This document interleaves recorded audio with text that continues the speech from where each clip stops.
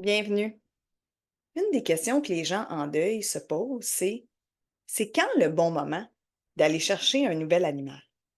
Bien sûr, il n'y a pas une réponse absolue.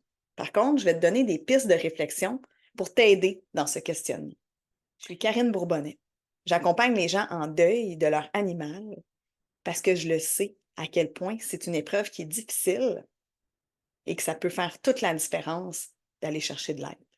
Premièrement, je veux que tu saches qu'il y a juste toi qui as vraiment la réponse à cette question. Je t'invite à ne pas te fier exclusivement à l'opinion de quelqu'un, parce que moi, ce que je rencontre, c'est les deux extrêmes.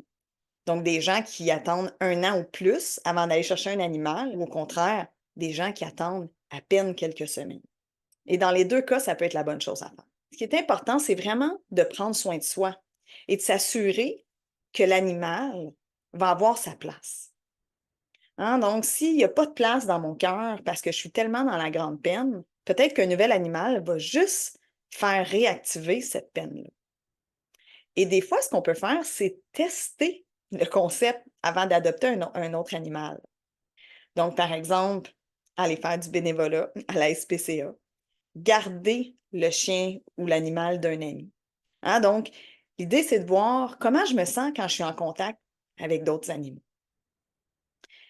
Aussi, il faut que tu te rappelles que si tu vas te chercher un nouvel animal, tu n'es pas en train de trahir l'animal qui est parti.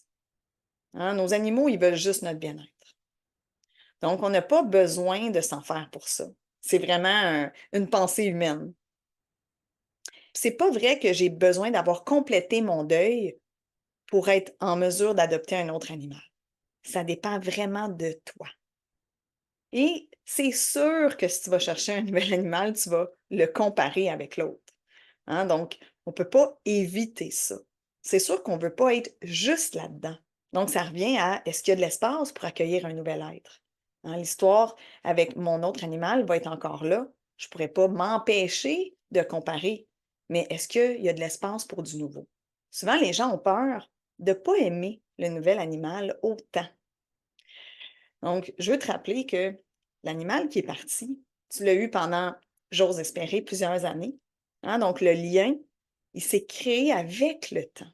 Donc, ça va être la même chose. Si tu vas te chercher un nouvel animal, mais ça va être une relation complètement nouvelle. Tu n'as pas d'historique. Donc, ce lien spécial-là va venir avec le temps. Et cette connexion-là va être complètement différente que ce que tu avais avec ton autre animal. Hein, donc, chaque connexion, chaque rencontre, chaque lien est unique. L'idée, c'est de ne pas rechercher la même relation. Un dernier point que je veux amener, c'est que ton animal remplissait vraiment plusieurs rôles dans ta vie.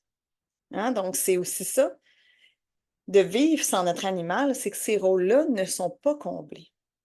Donc, tu as le droit d'avoir besoin d'un animal, hein, pour venir te soutenir dans plusieurs aspects de ta vie. Et moi, je ne vois pas ça comme le fait de remplacer l'animal. Hein, mais je vois ça comme le fait de venir reconnaître les rôles qu'il tenait et de faire en sorte qu'il y a un nouvel animal qui peut prendre ces rôles. Alors voilà, je t'invite à partager et à aimer cette vidéo-là et peut-être à commenter, hein, ton expérience, si c'est le cas, si tu as adopté un nouvel animal ou si tu attends. Et j'espère que cette vidéo-là t'a permis de pousser la réflexion. Si tu veux en savoir plus sur le deuil, tu peux télécharger mon guide Mieux vivre la perte de ton animal, 4 outils pour t'aider. Alors voilà, merci.